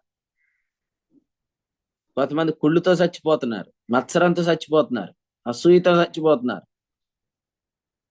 మనకైతే దేవుడు ఆత్మ వలన మర్మములను బయలుపరిచి వీటిని జయించే కృపిచ్చాడు. నేను అసూయతో చాలా బాధపడేవాడిని. జారత్వము, అపవిత్రత, కాముకత్వంలో ఓడిపోయేవాడిని. కానీ ఈ పరిచర్య దొరికిన తర్వాత ప్రభు నన్ను కరుణించాడు. యవ్వన వయసులో ఈ మినిస్ట్రీ దొరికిన వాళ్ళు ధన్యులండి. ఎందుకంటే వాళ్ళు కరుణించబడతారు. నిజంగా వాళ్ళు వీటన్నిటిని జయించగలుగుతారు. వాళ్ళు దేవుని రాజ్యాన్ని స్వతంత్రించుకోగలుగుతారు. ఎందుకంటే చాలా దేశం మన మధ్య ఉంది, దాన్ని మీరు చూడాలి. క్రైస్తవ జీవితం ఎగ్జైటింగ్ ఎప్పుడు ఉంటది? ఎవ్రీ 3-6 క్రీస్తునందు ముందుగా సిద్ధపరచబడిన వాటిని మనం తెలుసుకుంటున్నప్పుడే. నిన్న వాక్యంలో నేను చెప్పా కదా, 2 విషయాలు మళ్ళీ చెప్తాను. కొందరు నేను రాలేదు కాబట్టి ఒకవేళ వచ్చిన వారికి కూడా మళ్ళీ ఒకసారి జ్ఞప్తికి తేవటానికి చెప్తాను. మనకు కనిపించే దృశ్యం మనకు భయం కలిగించేంత గొప్పగా ఉండాలి. 2, మనం చెప్పే కళ మన సహోదరులకు మన మీద పగొచ్చేంత గట్టి గంభీరంగా ఉండాలి. అట్లా ఇస్తాడు దేవుడు కళ. అంటే ఎదుటోళ్ళు కూడా అసూయ పడేంత కళ ఇస్తాడు, మనం కూడా భయపడేంత భవిష్యత్తు చూపిస్తాడు. సో మరి అది చేస్తున్నాడు అంటే మరి మనం ఎంత బ్రహ్మాండమైన ప్రపంచంలో మనం అడుగుపెట్టామో చూసుకోండి మీరు. కాబట్టి క్రీస్తునందు ఆత్మ ద్వారా సిద్ధపరచబడిన వాటిని తెలుసుకోవటానికి ప్రయత్నం చేయాలంటే ముందు అసలు మిమ్మల్ని పరిశుద్ధులనే వివేచించిన స్థలాల్లో కూర్చోవద్దు. అది కాదండి, నచ్చని ఉద్యోగానికి రిజైన్ చేసి ఎంత స్పీడ్గా వస్తారు, కానీ విశ్వాసాన్ని ఎంచకుండా పరిశుద్ధుడని ఎంచకుండా అనీతిమంతుడని ఎంచి మాట్లాడుతున్న దగ్గర కూర్చుండిపోతున్నారంటే దాని అర్థం ఏంటి? వాళ్ళు అసలు మీ స్వాస్థ్యాన్ని మీకు చూపించట్లేదు. యోబు గ్రంథంలో ఇన్ని వచనాలు ఆ జోఫర్ అనే జోకర్ గాడు ఇన్ని మాట్లాడేసి లాస్ట్ లో ఉంటాడు, ఇదే నీ స్వాస్థ్యం అంటాడు. చూసారా? ఈరోజు కూడా ఒక ప్రసంగం అంతా చెప్పేసి ఇదే నీ స్వాస్థ్యం అంటే అర్థం ఏంటి? ఇదే నీ భాగం అంటే అర్థం ఏంటి? అసలు దేవుడు సిద్ధపరిచిన స్వాస్థ్యానికి 3 అర్థాలు ఉన్నాయి. అక్షయమైనది, నిర్మలమైనది, వాడబారని స్వాస్థ్యం అన్నాడు పేతురు 1:3. అది ఏం కలిగిస్తుంది అన్నాడు? జీవముతో కూడిన నిరీక్షణ కలిగిస్తుంది అన్నాడు. ఇప్పుడు ఎవడైనా నీ నెత్తి మీదకి అగ్ని వస్తుంది, నీ ఇంటిని అది కాల్చివేస్తుంది అంటే దాని కొరకు వెయిట్ చేస్తాడా? అసలు ఈ మీటింగ్ పేరే హోప్ కదా. We're waiting for good things to be happen. రాబోచున్న మేలుల కొరకై నిరీక్షణతో ఈ హోప్ మీటింగ్ లో జాయిన్ అయ్యాం మనం. హోప్ అంటే అర్థం ఏంటంటే we are waiting for the good things to be happen. Faith కి నిర్వచనం ఏమన్నాడంటే పాజిటివ్ ఎక్స్పెక్టేషన్ టువర్డ్స్ గుడ్ అన్నాడు. హెబ్రీ 9:11 మేలులు కలుగుతాయి అన్నాడా? దానినే మీరు చాలాసార్లు విశ్వాసం అనున్నది నిరీక్షింపబడి వాటి యొక్క నిజస్వరూపాన్ని 11 చదివేస్తున్నారు చాలా మంది. 11వ అధ్యాయం ఎక్కడి నుంచి వచ్చింది? 9, 10, 11 అంటే ముందు అధ్యాయం నుంచి వెళ్ళాలి. సో 9వ అధ్యాయంలో ఏమన్నాడు? రాబోచున్న మేలుల విషయమే ఆయన ప్రధాన యాజకుడు అన్నాడు. ఇప్పుడు 11 చదవండి, అర్థమైంది. విశ్వాసం అనున్నది మేలులు కలుగునను నిరీక్షణ యొక్క నిజస్వరూపం. అది good things to be happen. Positive expectation towards good is nothing but faith. విశ్వాసం అంటే నాకు మేలు కలుగుతుందని నిరీక్షణ. నీ ఇంటి మీదకి అగ్ని వచ్చేద్దే, నీ పిల్లల్ని కాల్చేస్తుంది, నీ ఆస్తి పోతుంది, నీకు అది జరుగుతుంది ఇది జరుగుతుంది అని యోబుతో మాట్లాడేసి లాస్ట్ లో అంటాడు ఇదే వారి ఆస్తి, ఇదే వారి భాగం, ఇదే వారి స్వాస్థ్యం అంటాడు. అది చెప్పినా కొంతమందికి మా సేవకుడు గద్దించాడు. మీ సేవకుడు గద్దించలేదు, నేను కాల్చేశాడు. అది గద్దింపు అవదు. గద్దింపు అంటే ఎలాగుంటదంటే హెబ్రీ పత్రిక 12లో నా కుమారుడా ఆయన నిన్ను గద్దించగా విసుగకుము అన్న దగ్గర నా కుమారుడా అన్నాడు. అంటే కుమారుడా అని వివేచించి మాట్లాడేవాడే గద్దిస్తాడు. కుమారులతో సంభాషించినట్టు సంభాషించేవాడే హెచ్చరిస్తాడు. హెచ్చరికకు ముందు కుమారుడు అని లేదంటే అర్థం ఏంటి? వాడు హెచ్చరించట్లేదు, కాల్చేస్తున్నాడు అని అర్థం. ఇప్పుడు మీకు ఇంకోటి చెప్తాను. ఎప్పుడైనా హాస్పిటల్కి వెళ్తున్నప్పుడు ఇంజక్షన్ ఇచ్చే డాక్టర్ గారు పాయిజన్ ఇస్తాడా? కానీ చర్చెస్ లో జరుగుతుంది. మరణ కారణమగు పరిచర్య అంటే అర్థం ఏంటి? ఇట్ మినిస్టర్స్ డెత్ అని. అది మరణాన్నే కలిగిస్తుందని రాసేసాడు కదండి డైరెక్ట్ గా. కొరింథీ 2వ పత్రిక 3వ అధ్యాయంలో ఏం రాశాడు? మరణ కారణమగు పరిచర్య రాళ్ల మీద చెక్కబడినదై అని రాశాడు. కాబట్టి మీరు వాక్యాలు వినే కొద్ది చచ్చిపోతూ ఉంటారు అనమాట. చచ్చిపోవడానికి ప్రార్థనకి వెళ్తున్నారు కొంతమంది. పౌడర్ రాసుకొని పాండ్స్ పౌడర్ శుభ్రంగా బైబిల్ పట్టుకొని వెళ్ళిపోతున్నారు. ఎక్కడికి వెళ్ళిపోతున్నావు అక్క అంటే చచ్చిపోతాకి వెళ్ళిపోతున్నాను. ఎందుకు అక్క చచ్చిపోతాకి వెళ్ళిపోతున్నావు అంటే మా పుట్టినప్పటి నుంచి అదే మందిరం అండి. మా అక్క అక్కడే ఉంది, మా అమ్మ అక్కడే ఉంది, మా అన్న అక్కడ ఉన్నాడు, మా పిల్లలు కూడా అక్కడ. అంటే నేను చచ్చిపోతున్నాను, మా పిల్లల్ని చంపేస్తాను, మా మనవాళ్ళని కూడా అక్కడే చంపేస్తాను అని మనవాళ్ళని అందరిని ఎత్తుకొని ఆడికి వెళ్ళి కూర్చొని అక్షరము చంపును అనే పరిచర్యలో కూర్చోబెట్టేస్తున్నారు. Ministry of condemnation.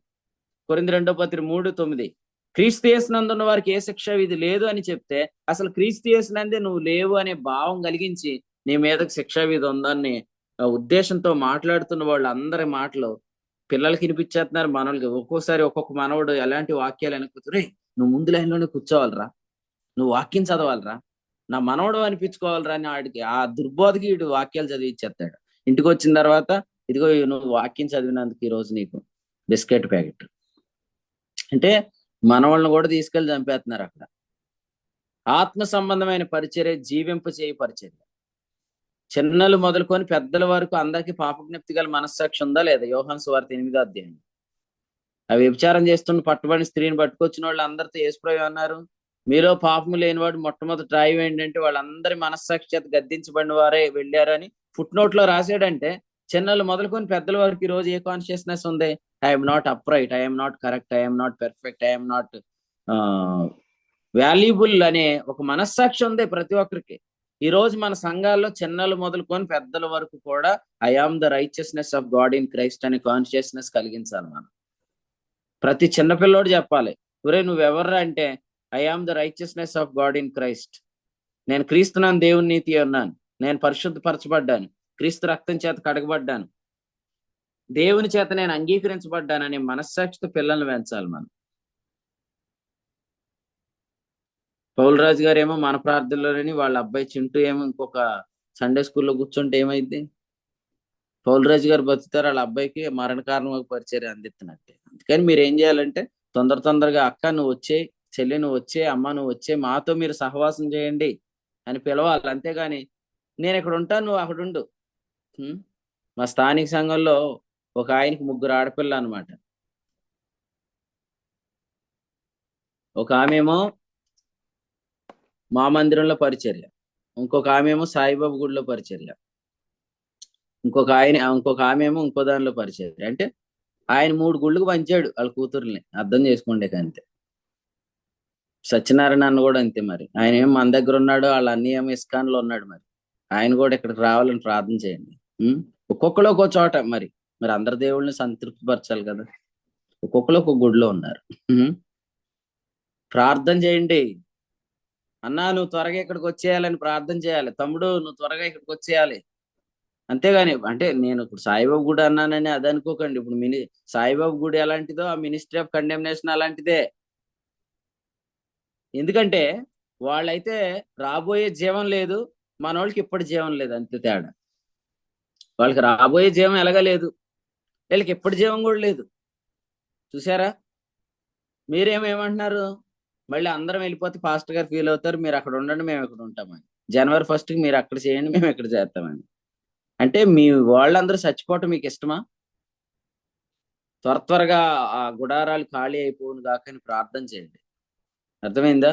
ఆ మొదటి గుడారం నివర్తనం అవుటకు సిద్ధంగా ఉండాలంటే బెతెస్దా దగ్గర, కోనేటి దగ్గర దేవదూతలు కదిలిస్తే కలిగే స్వస్థతకు ఇక డేస్ అయిపోయినాయి. ఇప్పుడు అక్కడి నుంచి కదిలించి తీసుకొని రావాలి. నేను ప్రశ్న అడుగుతున్నాను, సేవకుల్ని ప్రశ్న అడుగుతున్నాను. సేవకులుగా ఈ వాక్యం వింటున్న వారిలో ఎంతమంది మీ విశ్వాసులందరినీ పరిచర్యలోకి నిజంగా నడిపించారు?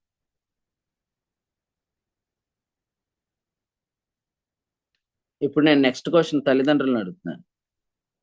తల్లిదండ్రులు ఎంతమంది మీ పిల్లల్ని, మీ వారిని అందరినీ ఈ గుడారంలోకి నడిపించారు? ఆలోచన చేయండి. నోవాహు పిలిచినప్పుడు నోవాహు కోడళ్ళు వచ్చారా రాలేదా ఓడలోకి? లోతు పిలిచినప్పుడు అతని అల్లుళ్ళు వచ్చారా? రాలేదు, ఎగతాళి చేశారు. కాబట్టి మీరు ఒక్కరే అటెండ్ అవుతున్నారు కానీ మీ సంఘంలో ఎవ్వరు కూడా ఈ పరిచర్లో లేరంటే నువ్వు ఎగతాళి చేయబడుతున్నావు అని అర్థం. నువ్వు ఒక్కడివి వాక్యం అంటున్నావు కానీ నీ పిల్లలకు కానీ నీ ఇంటి వారికి కానీ సంగతులు తెలియబడలేదంటే నువ్వు ఎగతాళి చేయబడుతున్నావు అని అర్థం. ఎగతాళి చేయబడద్దు దయచేసి. కూర్చోబెట్టి వారికి వివరంగా చెప్పండి. అసలే అబద్ధం చెప్పడానికి భయపడాలి కానీ సత్యం చెప్పడానికి ఎంత ధైర్యంగా చెప్పాలా? ఒరే ఈ పరిచర్య ఏమి లేదురా. ఫస్ట్ ఏంటంటే నువ్వు దేవుని ఎదుట నీతిమంతుడు అనే మనస్సాక్షి కలిగిస్తుంది. ఆ తర్వాత పరిశుద్ధాత్మ పనిచేసి జీవపు వాగ్దానాలు ఇస్తాడు, జీవింపజేస్తాడు. సో మినిస్ట్రీ ఆఫ్ లైఫ్ లో ఉంటే నువ్వు అభివృద్ధి చెందుతావు. ద్వితీయోపదేశకాండం 8:1. అసలు నాశనం అయిపోతావు అని చెప్పడానికి మనకు భయం ఉండాలి, కానీ నువ్వు జీవిస్తావు, అభివృద్ధి చెందుతావు అంటే ఆ మాటలు మనం ఎంత ధైర్యంగా చెప్పాలి. కానీ చెప్పనీడాడు సాతాన్ గాడు కదా. ఓ పాట ఉంది కదా, మీకు తెలుసు కదా, అందరితో కలిసి ఉంటివి, ఆరాధన చేయుచుంటివి, నీ ఇంటిలో ఎట్లుంటివి, ఇంటివారు నమ్మలేదు అది ఎందుకు అని యేసుడు నన్ను అడిగిన ఏమందు, న్యాయాధిపతి అనే యేసుడు పరీక్షించు వేళలో నీ బహుమానం ఎట్లుండును. అందుచేత ప్రభు అడుగుతాడు. లోతు ఒక్కడే బయటకు వచ్చాడు, భార్య ఏది, పిల్లలేరి, సొదొమ గొమొర్రా పరిస్థితి ఏంటి, ఇవన్నీ అడగడా. ఎందుకంటే అయ్యగారు ఎప్పుడు చూసిన ఊరు గవిని దగ్గరే కూర్చునేవాడు. మరి ఊరు గురించి లెక్క చెప్పాలి కదా, ఎంతమంది మీద ప్రభావం చూపించారు. అందుచేత ప్రియులారు వినండి, మన ఆస్తి ఏంటో, మన స్వాస్థ్యం ఏంటో, మన భాగం ఏంటో వివరించే స్థలాలకు అనేకులు తీసుకొని రావాలి. ప్రభు మీకు అట్టి కృప దయచేయను గాక.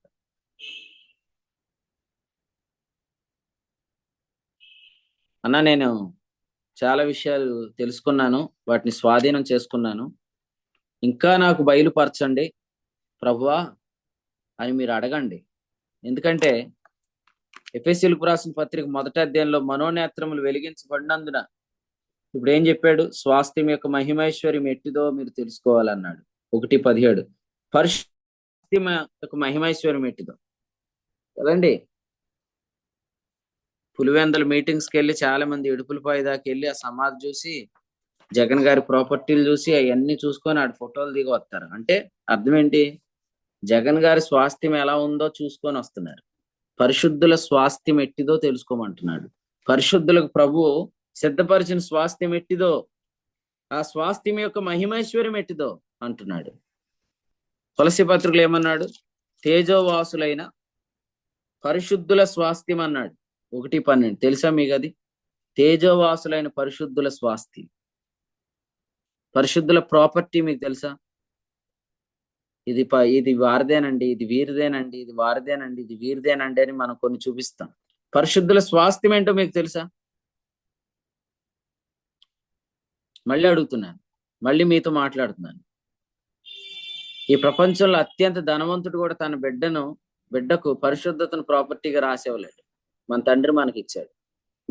మన చూపులు మన కంట్రోల్లో ఉంటాయి, మన తలంపులు మన కంట్రోల్లో ఉంటాయి కదా. ఇవన్నీ దేవుడు మనకి ఇచ్చిన ప్రాపర్టీ. దానితో పాటు అన్నిటికంటే గొప్ప ప్రాపర్టీ నేను చెప్పాలని ఆశపడుతుంది ఏంటంటే, నెమ్మదిగా బ్రతికే కృప ఇచ్చాడు. తిమోతి 1:2 మనం నెమ్మదిగాను సుఖముగాను బ్రతుకు నిమిత్తం. రాదంటే పెద్ద ప్రార్థన చేస్తుంది ఈరోజు, మొత్తానికి నిద్రపోలేదు అనుకుంటా రాత్రి అంతా. అసలు అడుగునా ప్రార్థనే, అసలు ఎన్నిసార్లు చూస్తున్నా ప్రార్థనలోనే ఉంటాం. సరే, దేవునికి స్తోత్రం. నా నడిపింపు కారణం మీరే, ప్రభుకు స్తోత్రం. మీరే ఇంకా ఎక్కువ మంది ప్రార్థన చేయాలి. ముఖ్యంగా బెల్లంపల్లి ప్రవీణ్లా ప్రార్థన చేస్తాం మొదలెట్టండి. మీరు అటు తిరిగి ప్రార్థన చేయాలి, నేను ఇటు తిరిగి వాక్యం చెప్పాలి. సో దేవుడు అటు కృప అందరికి దయచేయను కాక. మళ్ళీ చెప్తున్నానండి, ఎఫెసీయులకు రాసిన పత్రికలో ఆమేన్ అంటున్నారు మీరు, దేవుడు దీవించును గాక. కొలస్సీలకు రాసిన పత్రిక 1వ అధ్యాయంలో, ఈ 2 అధ్యాయాల్లో రాశాడు ఏమనంటే, పరిశుద్ధులలో అయిన స్వాస్థ్యం, తేజోవాసులైన పరిశుద్ధుల స్వాస్థ్యం మనకు తెలియాలన్నమాట. రే, మీ నాన్న నీకు ఏమిచ్చాడు అంటే, మీ నాన్న ఇచ్చినవి చెప్తున్నారు కానీ అసలు నాన్న ఇచ్చినవి చెప్పాలి.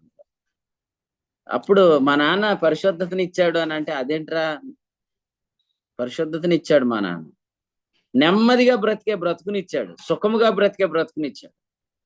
తిమోతి పత్రికలు ఏమన్నాడు తెలుసా? సంతృప్తి కలిగి ఉన్నాను అన్నాడు. సంతృప్తి అనేది ఎంత మంచి ప్రాపర్టీ అండి. చాలు అంటాం రాదు కొంతమందికి, వచ్చా చాలు అంటాం రాదు, కానీ ప్రభు మనకి సంతృప్తినిచ్చాడు. తిమోతి పత్రికలు ఏమన్నాడు? అన్ని సందర్భాలలో నేను సంతృప్తి కలిగి ఉండ నేర్చుకున్నాను అన్నాడు. ఉన్నప్పుడు హ్యాపీగా అనుభవిస్తాం, లేనప్పుడు కూడా హ్యాపీగానే ఉంటాం. అర్థమైందో? ప్రభుకు స్తోత్రం చెప్పండి. సంతృప్తి ఎవరెత్తారు? స్టీఫెన్ రాజు గారు.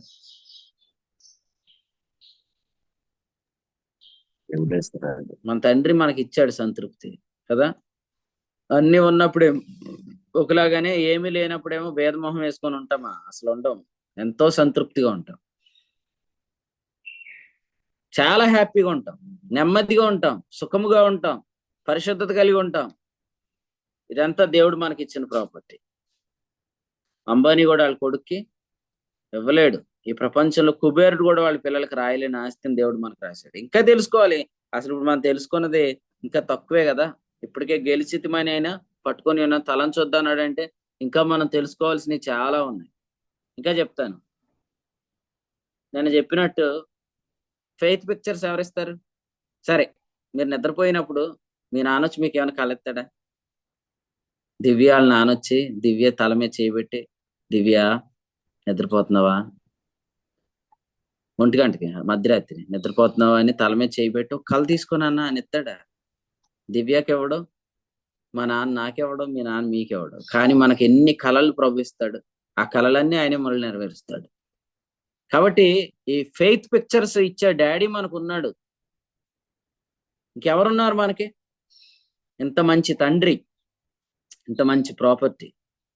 అసలు దానియేలు గ్రంథం అనేది, దానియేలు హైలైట్ అవ్వడానికి కారణం ఆ కళే కదా, ఆ 2వ అధ్యాయంలో వచ్చిన కళే.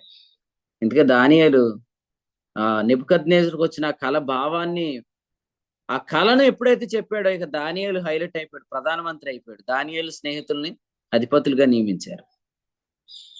కాబట్టి మాతో ఉంటే మీకు ఈ ప్రాపర్టీ వస్తుంది. నితిన్ 2 పడవల మీద కాలేసేవా? ఒకటేనా? మా మూర్తంకులు అయితే చెప్పాడులే నాతో. మళ్ళీ నేను మొత్తం మీ సైడ్ ఉంటే అక్కడ దెబ్బ అయిపోద్దండి, కొంచెం నేను అక్కడ అవసరాన్ని బట్టి ఉంటానన్నాడు. నువ్వు మాతో కాలు అటో కాలు వేసేవేటి నితిన్? వద్దొద్దు, ఎందుకంటే నీకు ముందే చెప్తున్నాను, మొత్తం ఆడ కాలిపోయింది, ఏం లేదు ఆడ.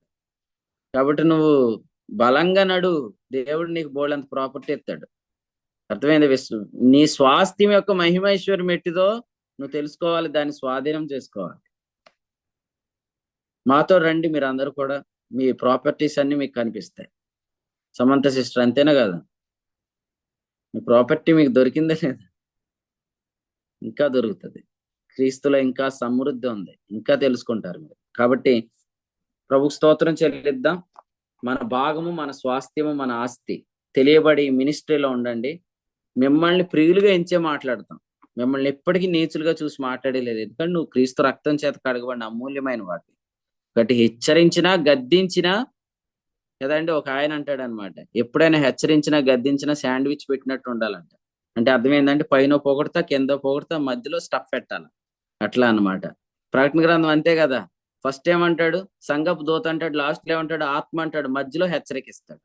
అలాగే పైన ఒక రొట్టె, కింద ఒక రొట్టె, మధ్యలో స్టఫ్ లాగా పైన పొగడాలా, కింద పొగడాలా, మధ్యలో మాత్రం హెచ్చరించాలి. కుమారులని సంబోధించాలా, కుమారులతో సంభాషించాలా, గద్దించాలా, హెచ్చరించాలా. కానీ నీచులుగా ఎంచి మాట్లాడకూడదు. ఎవరు నీచులు కాదు ఇక్కడ, అందరూ ప్రియమైన వారు, అమూల్యమైన రక్తం చేత విమోచించబడిన. అసలే మీరు దేవుని సొత్తు అన్నాడు, మీరు మీ సొత్తు గారు అన్నాడు, విలువ పెట్టి కొనబడిన వారు అన్నాడు. ఇంత విలువైన వారిని నీచులుగా ఎంచి మాట్లాడే పరిచర్యలో మీరు లేరు. మీరందరూ ప్రియమైన పిల్లలని ఎంచి మీతో మాట్లాడుతున్నాను అన్నాడు అపోస్తలుడైన పౌలు. కాబట్టి ఒకవేళ మీరు తప్పు చేసినా కూడా మీరు పులిపిండి లేనివారు అన్నాడు. మీరు పరిశుద్ధులు, నీతిమంతులు, ఆత్మచేత ముద్రించబడ్డవారు అన్నాడు. కాకపోతే ఆ తప్పు చేసినందుకు వాడితో సాంగత్యం చేయొద్దు, వాడిని వెలివేయండి ఆ దుర్మార్గుడిని అన్నాడు. తిరిగి మారు మనసు వచ్చిన వెంటనే అన్నాడు, వాడిని చేర్చుకోండి అన్నాడు. కాబట్టి ఎంత దూరం అయిపోయినా కుమారుడు కుమారుడే, తిరిగి మరలా చేర్చబడతాడు, ప్రియుడిగానే ఎప్పటికీ ఎంచబడతాడు. ఇశ్రాయేలీలు ఎంతకాలం దూరం అయ్యారు? 2000 సంవత్సరాలు. కానీ రోమాపత్రిక 11 ఏం రాశాడు? వారు సువార్తను బట్టి శత్రువులు గాని పితరులను బట్టి వారు ప్రియులై ఉన్నారు. కాబట్టి బెన్యామీను ప్రియుడే, యోహాను కూడా ప్రియుడే. తప్పు చేయనోడు ప్రియుడే, తప్పు చేసినోడు ప్రియుడే.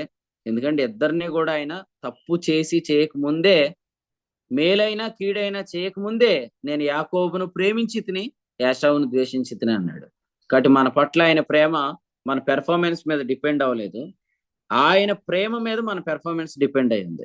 కాబట్టి మన పెర్ఫార్మెన్స్ మీద ఆయన లవ్ డిపెండ్ అయ్యలేదు, ఆయన లవ్ మీద మన పెర్ఫార్మెన్స్ డిపెండ్ అయింది. కాబట్టి మీ పెర్ఫార్మెన్స్ ఎప్పుడు కూడా అద్భుతంగా ఉండాలంటే first you have to believe his love for you. ఆయన ప్రేమ నువ్వు నమ్ము, ఆయన రొమ్మును ఆనుకో. నువ్వు చేసేదంతా కూడా చాలా పెర్ఫెక్ట్ గా వెళ్తది. ప్రభు ఈ తలంపులు మన కొరకే దీవించిన. ముఖ్యంగా ఈ రోజు జరిగే 3 పూట్ల మీటింగ్ కొరకు మీరు అందరి దయతో ప్రార్థన చేయండి. మోస్ట్ సక్సెస్ఫుల్ మీటింగ్స్ గా ఈ మీటింగ్స్ ఉండునుగా కానీ మీరు అందరూ ప్రార్థన చేయాలని ప్రభు పేట తెలియజేస్తున్నాను. ఆమేన్. యోబు గ్రంథం 20 అధ్యాయం నుంచి దేవుడు మనందరితో మాట్లాడిన వర్తమానాన్ని బట్టి ప్రభుని స్తుతిస్తున్నాం. యోబు స్నేహితుడు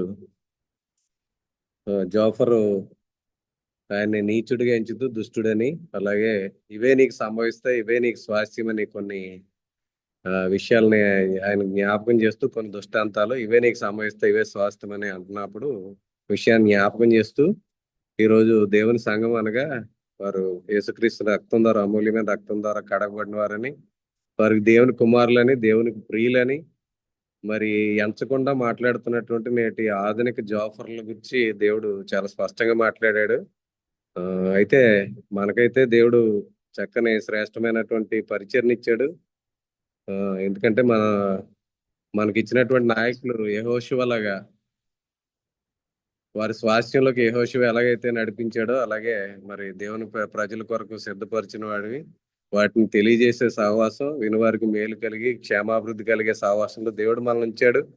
మరి మనం ఎప్పుడైతే సంఘంతో మాట్లాడుతున్నామో, సంఘంలో నిలబడి మాట్లాడేటప్పుడు అక్కడ ఉన్నవారు దేవునికి ప్రియులని, దేవుని కుమారులని ఎంచి వారికి దేవుడు ఏదైతే సిద్ధపరిచాడో ఆ స్వాస్థ్య భాగంలోకి నడిపించాలని విషయాన్ని ప్రభు చాలా స్పష్టంగా ఈ యొక్క వర్తమానం ద్వారా మనందరితో మాట్లాడారు. కాబట్టి మాట్లాడేటప్పుడు కూడా మనం దైవశక్తి చేత నియంత్రించబడాలి. ఎప్పుడైతే దేవుని యొక్క ఆత్మ ద్వారా, ఆత్మ నేర్పు దృష్టాంతాలు, ఆత్మ యొక్క మాటలు, ఆత్మ నేర్పు మాటలతోటే సంఘంతో మాట్లాడినప్పుడు సంఘానికి క్షేమాభివృద్ధి కలుగుద్ది. కాబట్టి ప్రతి ఒక్కరు కూడా మరి ఈ విషయాన్ని జ్ఞాపకం చేసుకుని సంఘంతో మాట్లాడేటప్పుడు, మనలో పరిచర్లు ఎవరు లేరు కాబట్టి ఈ విషయాలు ఇంకా ఇందులో కొత్తగా జాయిన్ అవుతున్న వారికి కూడా సంఘంతో మాట్లాడేటప్పుడు వాళ్ళు యేసుక్రీస్తు రక్తం ద్వారా విమోచించబడిన వారు, వారు దేవుని కుమారులు, దేవుని ప్రియులు అన్న విషయాన్ని, పరిశుద్ధులు, నీతిమంతులు అన్న విషయాన్ని ఇంచి మాట్లాడుతూ వారితో దుష్టులు, నీచులు అనే సంబోధన అసలు మనం అటువంటి సంబోధనే వారితో సంఘంతో మాట్లాడేటప్పుడు చేయకూడదు. ఈ విషయాన్ని గమనించి మనందరం కూడా సంఘంతో మాట్లాడేటప్పుడు ఏ విధంగా ఉండాలన్న విషయాన్ని ప్రభు జ్ఞాపకం చేశారు. అలాగే నేటి జోఫర్ల గురించి కూడా ప్రభు చాలా స్పష్టంగా మాట్లాడారు. అటువంటి వారికి దూరంగా ఉండి మన స్వాస్థ్యంలోకి నడిపించే సహవాసంలోనే మన కుటుంబాలనే, మన అందరినీ, మన సహోదరులనే అందరిని కూడా ఇటువంటి స్వాస్థ్య భాగంలో నడిపించే పరిచయలోనే ఉంచితే మన అందరికీ క్షేమాభివృద్ధి కలుగుతుంది. కాబట్టి దేవుని వాళ్ళు సిద్ధపరిచిని వారు తెలుసుకుని వాటిని స్వతంత్రించుకుంటారు. వారి హృదయాల మీద ఆ పిక్చర్లు ముద్రించుకుని నేను తెలియజేసినట్లుగా ఆ యొక్క ఏదైతే చిత్రం వాళ్ళ హృదయంలో ముద్రించబడిందో దాంట్లోకి వారు నడిపించబడతారు. కాబట్టి శ్రేష్టమైన సహవాసాన్ని, శ్రేష్టమైనటువంటి నాయకుల్ని, మరి స్వాస్థ్య భాగంలో నడిపించే నాయకుల్ని ఇచ్చి మరి అటువంటి వర్తమానాలతో, మరి ఆత్మనేర్పు మాటలతో మాకు స్వాస్థ్యంలోకి నడిపిస్తున్న సేవకులను బట్టి ప్రభుని స్తుతిస్తూ శ్రేష్టమైన వర్తమానం అందించిన సేవకులకు కూడా కూడిక పక్షం వందనాలు తెలియజేస్తున్నాం. ఈ సమయంలో ఎవరైనా ముగింపు ప్రార్థన చేసినట్లయితే కూడిక ముగింపు చేసుకుందాం. ఈ రోజు రేపు మరి పెంటపాడులో జరగబోయే 2 దినాల కూడికల కొరకు కూడా మరి నిన్నటి దినం అద్భుతంగా దేవుడు జరిగించారు. ఈ 2 దినాలు కూడా అనేక మందికి ఆశీర్వాదంగా ఈ పరిచర్య జరగాలని మీ అందరూ కూడా వ్యక్తిగత ప్రార్థన చేయండి. వీలు కలిగిన వారు అందరూ కూడా ఈ సమయాన్ని వ్యర్థపరచుకోకుండా మరి అందరూ కూడా చేరి రావాలని మిమ్మల్ని అందరినీ ప్రేమతో ఆహ్వానిస్తున్నాం. జరగబోయే పరిచర్య కొరకు ప్రార్థన చేయండి. హైదరాబాద్ పరిచర్య కొరకు కూడా ఈ సమయంలో ఎవరైనా ముగింపు ప్రార్థన చేసినట్లయితే కూడికి ముగింపు చేసుకుంటాం.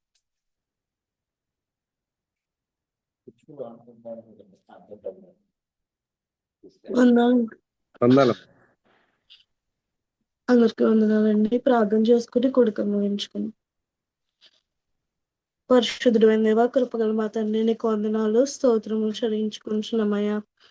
అయ్యా, ఇంతవరకు నన్ను మీ కృపలో మేము మీ కాపుదలను మమ్మల్ని బలపరిచి భద్రపరిచిన విధానమును బట్టి తండ్రి, అయ్యా వర్తమాన వాక్యం ద్వారా ప్రభు మీ దాసుని నిలబెట్టుకుని మాతో మాట్లాడిన విధానాన్ని బట్టి మీకు వందనాలు, స్తోత్రములు చెల్లించుకుంటున్నాం తండ్రి.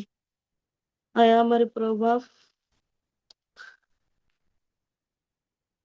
దేవా, అయ్యా జోఫర్ అయితే ప్రభా యోగును అయ్యా దుష్టుడుగా ఎంచి మాట్లాడుచున్నప్పుడు ప్రభా అయ్యా అటు రీతిగానే తండ్రి అయ్యా లోకంలో అనేకులు ప్రభా మీ ప్రియుడమైన మమ్మల్ని అయ్యా మీ పిల్లలమైన మమ్మల్ని మీరు పరిశుద్ధులుగా నీతిమంతులుగా తీర్చిన మమ్మల్ని అయా దుష్టులని ఎంచి మాట్లాడుతున్నప్పుడు తండ్రి అయ్యా వారి ఎదుట ప్రభా మీరు మాకు అనుగ్రహించిన అయా యొక్క గొప్ప స్థితిని ప్రభా క్రీస్తునందు మేము దేవుని నీతి అనే స్థితిని అయా పరిశుద్ధులుగా తీర్చబడిన వారము దేవుని సంఘము దేవుని ప్రియులము అనే స్థితిని మేము ఒప్పుకుంటూ ప్రభా పరిశుద్ధాత్మ ప్రభు మా పక్షంగా సాక్ష్యం ఇస్తున్నా అయా ఆ యొక్క సాక్ష్యమును ప్రభా అయా మేము అంగీకరిస్తూ ప్రభా ముందుకు కొనసాగు వారిగా అయ్యా మేము ఉండాలని ప్రభా మీరు మాకు తెలియపరిచారు. దాన్ని బట్టి మీకు స్తోత్రములు. అయ్యా పరిశుద్ధాత్మ ప్రభు నీతిని గూర్చి ఒప్పింపజేస్తున్నారని అయ్యా రాయబడిన వెంటనే ఆత్మ ప్రభువు ఆ యొక్క సంభవించబోయే సంగతులను మాకు తెలియపరుస్తున్నారని అయ్యా అక్కడ రాయబడింది. అందుని బట్టి మీకు స్తోత్రము చెల్లించుకొంచున్నాం ప్రభా. అయ్యా మరి అటు విధంగానే ప్రభా అయ్యా ఆతురతతో ఇచ్చే ప్రత్యుత్తరం కాదు అయ్యా మనోవివేకముతో ఇచ్చే ప్రత్యుత్తరం కాదు కానీ ప్రభా పరిశుద్ధాత్మయు దేవుని శక్తియు కనపరచు దృష్టాంతమును బట్టి ప్రభా అయ్యా మేము మాట్లాడాలని మీరు మాకు తెలియపరిచిన విధానమును బట్టి మీకు స్తోత్రం చెల్లించుకొంచున్నాం తండ్రి. అయ్యా దైవభక్తి మరియు దైవ శక్తి అయ్యా మన నాలుకను అపవిత్రత నుండి కాపాడుతుందని ప్రభా అపవిత్రమైన మాటలు పడకుండా మన నాలుకను కాపాడుతుందని అలాగే అపవిత్రతలోనికి మేము వెళ్ళకుండా అయ్యా మా శరీరంను కాపాడుతుందని ప్రభా మీరు మరొకసారి మాకు జ్ఞాపకం చేసిన విధానమును బట్టి మీకు వందనాలు స్తోత్రము చెల్లించుకుంటున్నాం తండ్రి. అయ్యా ఇటు విధంగా తండ్రి ఈ ఉదయకాలంలో మాతో మాట్లాడిన విధానమును బట్టి ప్రభా అయ్యా మా కొరకు సిద్ధపరచబడినవి అయ్యా పరిశుద్ధాత్మ ప్రభు ద్వారా మాకు బయలుపరచబడతాయని ప్రభా అయ్యా విశ్వాసం అనగా అయ్యా మేలు కూర్చిన నిరీక్షణ అని ప్రభా ఆ యొక్క రాబోచున్న మేలును కూర్చిన నిరీక్షణ విశ్వాసం అని ప్రభా మీరు మాట్లాడి ఉన్నారు. అయ్యా అందుని బట్టి మీకు వందనాలు స్తోత్రము చెల్లించుకుంటున్నాం తండ్రి. ప్రభా అక్కడ జోఫర్ అయితే దుష్టుడి యొక్క స్వాస్థ్యం అంటున్నాడు కానీ ప్రభా మీ ప్రియుడమైన మా కొరకు అయా మీరు పరిశుద్ధులుగా తీసిన మా కొరకు తండ్రి మీరు సిద్ధపరిచిన మీరు పరలోకమందు భద్రపరచబడిన స్వాస్థ్యం ఉందని మీరు మాకు ప్రతిసారి జ్ఞాపకం చేస్తున్న విధానమును బట్టి మీకు స్తోత్రం చెల్లించుకుంటున్నాం ప్రభా. అయా లోకులు ఏ విధంగా మమ్మల్ని ఎంచి మాట్లాడినప్పటికీ తండ్రి మాలోనున్న పరిశుద్ధాత్మ ప్రభు మా పక్షంగా ఇస్తున్న సాక్ష్యము అయా నీతిమంతుడైన యేసుక్రీస్తు అను ఉత్తరవాదిగా ఉన్న మా ప్రభు తండ్రి అయిన దేవుని ఎదుట ఇస్తున్న సాక్ష్యమును ప్రభు మేము ఎప్పటికీ దాన్ని మర్చిపోకుండా దానికి వేరుగా మేము జీవించకుండా ప్రభు అయ్యా సాక్ష్యమును మేము ఒప్పుకుంటూ ఎప్పటికప్పుడు ఆ సాక్ష్యమును మేము అయ్యా మా నోటితో పలుకుతూ ప్రభు ఇటు విధంగా పలుకుట ద్వారా ఆ రాబోచున్న మేలులోనికి అయ్యా సంభవించబోయే సంగతుల్లోనికి ప్రభు ఆత్మ ప్రభు మమ్మల్ని కొనిపోయేవారుగా మేము ఉన్నట్లు మాకు సహాయం దయచేయమని అయ్యా ఈ ఉదయకాలంలో మీరు ఇచ్చిన వర్తమాన వాక్యమును బట్టి ఒక వాగ్దానములను బట్టి ప్రభు అయ్యా మేము జీవించినట్లు ప్రభు మీరు మాకు సహాయం అనుగ్రహించమని అలాగే నేటి దినం జరగబోయే కూడికను కూడా మీరు జ్ఞాపకం చేసుకోండి అయ్యా ఉదయకాలం మీరు అనుగ్రహించిన వాగ్దానమును బట్టి మీకు మిమ్మల్ని స్తుతిస్తూ అదేవిధంగా కూడికలో కూడా ప్రభు మీరు మరికొన్ని వాగ్దానములు మాకు అనుగ్రహించమని ఆ వాగ్దానమును బట్టి జీవించటకు మాకు సహాయం దయచేయమని ప్రభు అయ్యా మరి అదేవిధంగా అనేకులు వచ్చి ప్రభు జీవంను హత్తుకున్నట్లు రక్షణ పొందినట్లు సహాయం దయచేయమని మరొకసారి మీరు మాతో మాట్లాడిన విధానమును బట్టి మీకు స్తోత్రము చెల్లించుకుంటూ మా ప్రభువును రక్షకుడైన యేసుక్రీస్తు వారి నామములో అయ్యా మీకు స్తోత్రములు చెల్లిస్తూ ఈ కొడుకును ముగిస్తున్నాము తండ్రి. ఆమేన్. అందరికీ వందనాలండి. ఆమె ముగింపు ప్రార్థన చేసిన శ్రావణి గారు, కూడికలోని ప్రియులందరికీ వందనాలండి. ఒకరికొకరు వందనాలు తెలియజేసుకుని కూడికి ముగింపు చేసుకుందాం. అందరికీ వందనాలు. అందరికీ వందనాలండి. అందరికీ అందరికీ అందరికీ వందనాలు. అందరికీ వందనాలండి. అందరికీ వందనాలు. అందరికీ వందనాలు. అందరికీ వందనాలు. అందరికీ వందనాలు. అందరికీ వందనాలండి. అందరికీ వందనాలండి.